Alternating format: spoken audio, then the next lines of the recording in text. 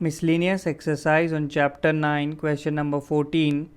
Find a particular solution of the differential equation x plus 1 into dy by dx equal to 2 into e raised to the power minus y minus 1, given that y is equal to 0 when x is equal to 0. So इसमें हम variables को separate out कर सकते हैं, तो इसे लिख सकते हैं dy अपॉन, सो ये जो राइट वाला टर्म है ये डिनोमिनेटर में आ जाएगा 2 into e raise to the power minus y minus 1 is equal to, right में बनता है d x upon x plus 1. तो यहाँ पे वेरिएबल्स सेपरेट आउट हो गए हैं. लेफ्ट हैंड साइड में हम लोग अगर एलसीएम लें तो ये लिखा हुआ है 1 upon 2 into e raise to the power minus y को ऐसे डिनोमिनेटर में ई की पावर वाई लिख सकते हैं माइनस 1, और एलसीएम लेने पे ये हो जाएगा ई की पावर वाई अपॉन 2 माइनस ई की पावर वाई.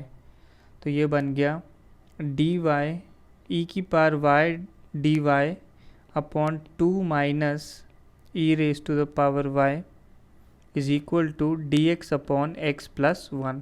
तो वेरिएबल सेपरेट हो गए हैं, इसको हम इंटीग्रेट कर सकते हैं. सो ये लेफ्ट साइड वाले इंटीग्रल को सॉल्व करने के लिए 2 minus e raise to the power y को t सब्सटीट्यूट करेंगे. इससे आ जाएगा minus e raise to the power y d y is equal to d t. तो ये इंटीग्रल यहाँ से कन्वर्ट हो गया, ऊपर आ जाएगा minus integral d t upon denominator हो जाएगा t is equal to integral d x upon x plus 1.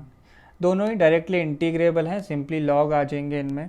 तो ये बनता है minus log of t is equal to, दूसरा वाला बन गया x प्लस 1 है तो ये हो जाएगा log of x plus 1 plus constant c.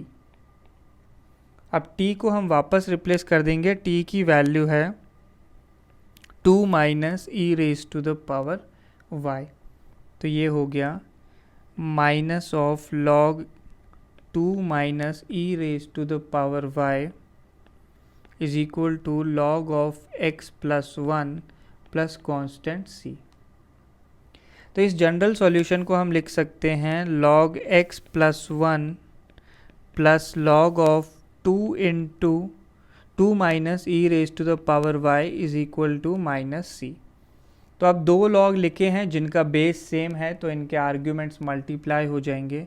सो ये हो गया log x plus 1 into 2 minus e raise to the power y.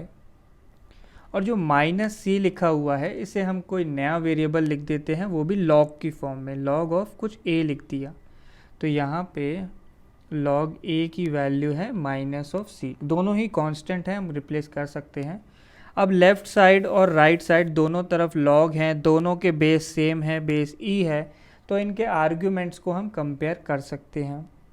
तो ये बनता है x plus 1 into 2 minus e raise to the power y is equal to a. तो ये आ गया हमारे पास final general solution.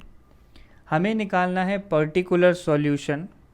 Particular solution at y is equal to 0 when x is equal to 0 पे.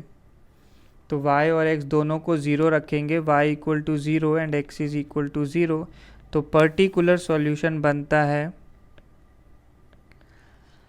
तो x प्लस 1 लिखा हुआ है तो ये तो सिंपली वैल्यू 0 प्लस 1 तो ये 1 ही हो जाएगा into 2 minus e raise to the power 0 is equal to a. तो ये पहला ब्रैकेट तो सिंपली 1 है, दूसरा e की पावर 0 लिखा है तो ये 1 है, 2 माइनस 1 हो जाएगा 1. तो a की वैल्यू यहाँ से आ गई 1. इसको हम वापस सब्सटीट्यूट कर देंगे. तो पर्टिकुलर सॉल्यूशन बनता है x plus 1 into 2 minus e raise to the power y is equal to 1. यहाँ से हम टर्म्स केवल e की पावर y के टर्म्स में भी लिख सकते हैं. तो ये बनेगा 2 minus e raise to the power y is equal to 1 upon x plus 1.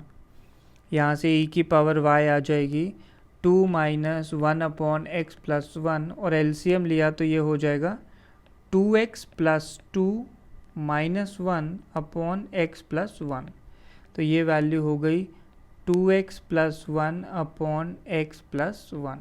तो ये e की पावर y की वैल्यू है, दोनों साइड log लेंगे, दोनों side log to the base e लेने वाले हैं, तो यहाँ पे बनेगा सिंपली y हो जाएगी ये वैल्यू, और राइट साइड हो जाएगा log of 2x plus 1 upon x plus 1।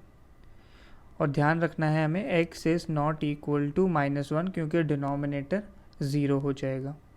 तो बस this is our final answer.